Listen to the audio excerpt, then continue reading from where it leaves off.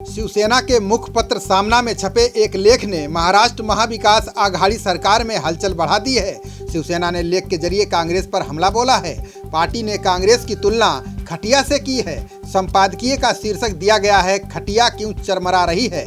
ऐसे में राजनीतिक विश्लेषक सवाल खड़ा कर रहे हैं कि महाराष्ट्र सरकार में सब कुछ ठीक है या नहीं। शिवसेना ने सामना में महाराष्ट्र कांग्रेस के दिग्गज नेता अशोक चौहान और बाला साहेब थोराट के बयानों का जिक्र किया है।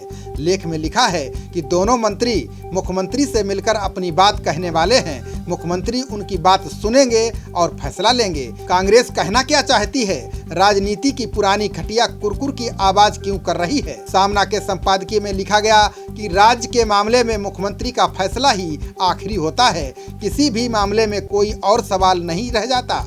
शरद पवार ने खुद इसका पालन किया है। समय समय पर वो मुख्यमंत्री से मिलते रहते हैं और सुझाव देते हैं। उनका अनुभव शानदार है। कांग्रेस के बारे में शिवसेना ने लिखा है कि कांग्रेस अच्छा काम कर रही है। समय समय पर पुरानी खटिया रह रहकर कुरकुर की आवाज करती है।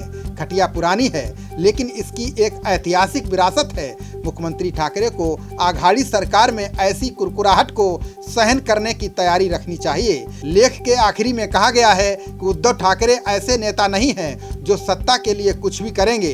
हर किसी के गले में मंत्री पद का हार है। ये नहीं भुलाया जा सकता है कि इसमें शिवसेना का त्याग महत्वपूर्ण है। महाराष्ट्र में महाविकास आघाड़ी, जिसमें शिवसेना, एनसीपी और कांग्रेस के 6 महीने पहले बने गठबंधन में दरार पड़ने लगी है।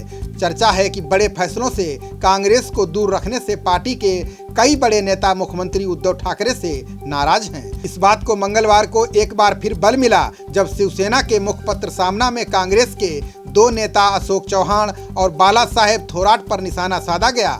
ऐसे में विपक्ष भी अटैक मोड में आ गया है। भाजपा की ओर से कहा गया है कि महाविकास आघाड़ी के नेताओं को महाराष्ट्र में कोरोना से जान गंवाते लोगों की फिक्र नहीं है, उसे केवल कुर्सी की चिंता है। विवाद तब उपजा जब अशोक चौहान ने एक साक्षात्कार दिया। साक्षात्कार में उन्होंने महाराष्ट्र सरकार की नौकरशाही के कामकाज पर प्रश्न उठाए। उन्होंने इसे दुरुस्त करने का आह्वान किया। चौहान ने कहा कि प्रशासन के अधिकारी विवाद पैदा कर रहे हैं, वे मुख्यमंत्री से ही बात करेंगे। उनके इस बयान का शिवसेना के मुखपत्र सामना में जवाब दिया गया, जबकि एनसीपी प्रमुख शरद पवार की तारीफ की गई। अब विवाद को शांत करने के लिए राज्यसभा सांसद संजय राउत सामने आए।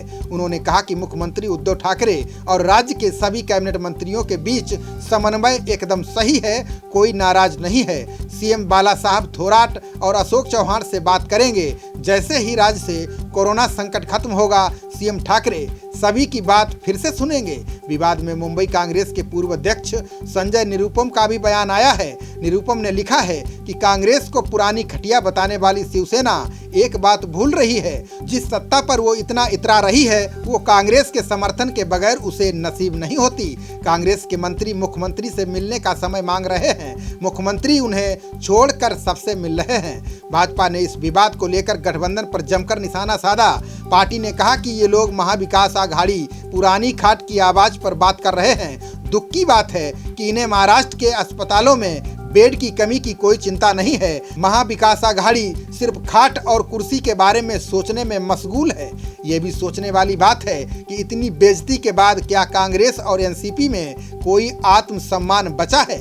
ये लोग आपस में ही लड़ने पर आमादा हैं। पूर्व मुख्यमंत्री देवेंद्र फडणवीस ने कहा कि वे सरकार गिराने का प्रयास नहीं कर रहे हैं। यह सरकार अपने अंतर विरोध के चलते खुद ही गिर जाएगी। महाराष्ट्र में सियासी गणित की बात करें तो विधानसभा में बहुमत के लिए कुल 145 सीटें चाहिए।